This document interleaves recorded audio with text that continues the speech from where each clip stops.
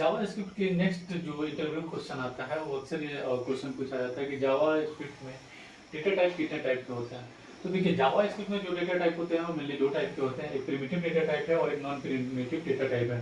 Primitive data type में और non primitive data type में क्या डिफरेंस है, और इस प्रिमिटिव और नॉन प्रिमिटिव के अंदर भी बहुत सारे टाइप्स होते हैं, तो एक एक करके इनको हम लोग देखते हैं। अगर आपको जावास्क्रिप्ट में किसी भी जो वेरिएबल्स है उसका डेटा टाइप अगर आपको पता करना है तो आपको जस्ट अपने वेरिएबल के पहले आपको टाइप ऑफ लगाना है और उसके बाद उसको कंसोल करा लेना है। तो जैसे आप कंसोल डॉट लॉग कराएंगे उसके बाद आपको जो डेटा टाइप है एक्चुअल उसका वो आपको मिल जाएगा वहां पे। अभी हम लोग जानते हैं कि प्रिमिटिव डेटा टाइप में कौन कौन से जो टाइप है वो आते हैं। प्रिमिटिव डेटा टाइप में जो सबसे पहला जो टाइप है इसका वो है स्ट्रिंग। स्ट्रिंग में क्या होता है कि जब भी आप कोई वैल्यू को स्टोर करते हैं, जैसे नेम है या फिर कोई नंबर है, उसको आप डबल इन्वर्टेड कमा के अंदर आप लगा के रखेंगे। जैसे कि आप स्क्रीन पे देख रहे हैं, डबल में लगा के रखेंगे या फिर आप उसको सिंगल में लगा के रखेंगे। तो जब भी आप इसको डबल इन्वर्टेड कमा के साथ रैप करते हैं या सिंगल इन्वर्टेड कमा के साथ रैप करते हैं, चाहे आपने कुछ भी स्टोर किया है, कोई भी नंबर है या फिर कोई भी स्ट्रिंग है, कोई भी कैरेक्टर है या कैरेक्टर के साथ हमने नंबर को लगाया है, तो वो स्ट्रिंग ही वहां पे वो प्रिंट होगा। उसके बाद जो डेटा टाइप आता है वो है नंबर। नंबर में आपको पता है कि नंबर का मतलब क्या होता है, तो नंबर में आप एक इंटीजर वैल्यू भी रख सकते हैं। अभी इंटीजर क्या है, इंटीजर एक पॉजिटिव नंबर है जिसमें विदाउट डेसिमल होता है। तो आप कोई भी यहाँ पे नंबर रख सकते हैं। आप नंबर रख सकते हैं विदाउट डेसिमल या फिर विद डेसिमल भी आप रख सकते हैं। जैसे यहाँ पे आप 3 रख सकते हैं, 3.6 रख सकते हैं, या कोई भी अगर आपको नंबर रखना है तो आप डायरेक्टली नंबर के अंदर रख सकते हैं। फिर नंबर के जैसा ही एक और डेटा टाइप यहाँ पे होता है, वो होता है बिग इंट। बिग इंट में क्या होता है कि नंबर में एक लिमिटेशन होता है कि आप एक लिमिट तक के उसमें नंबर जो है वो स्टोर कर सकते हैं। लेकिन जब आप बिग इंट में जाते हैं तो यहाँ पे कोई भी लिमिट नहीं है। यहाँ पे n नंबर तक आप जो नंबर्स है उसको आप यहाँ पे स्टोर कर सकते हैं। मतलब कि n नंबर तक इंटीजर है, चाहे आपका जो लेंथ है इंटीजर का वो कितना भी बड़ा हो, वो बिग इंट में आ जाएगा।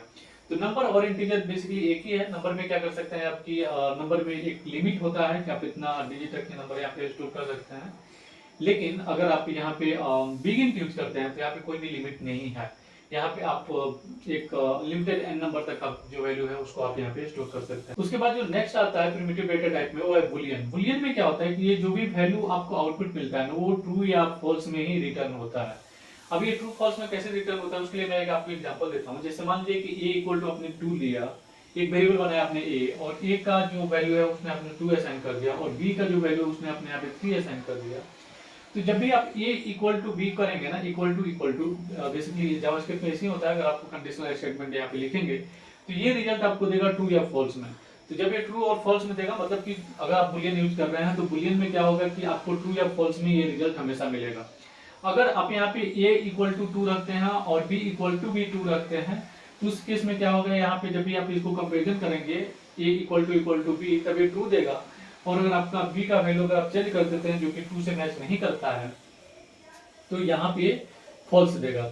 या फिर अगर आपको बुलियन वेरिएबल बना रहे हैं, डायरेक्टली आपने बुलियन वेरिएबल बना दिया, तो उसमें जब भी आप स्टोर करेंगे तो या तो आप ट्रू करेंगे स्टोर या फिर आप फॉल्स स्टोर करेंगे। इसके अलावा कोई भी वैल्यू आप यहाँ पे स्टोर नहीं कर सकते हैं।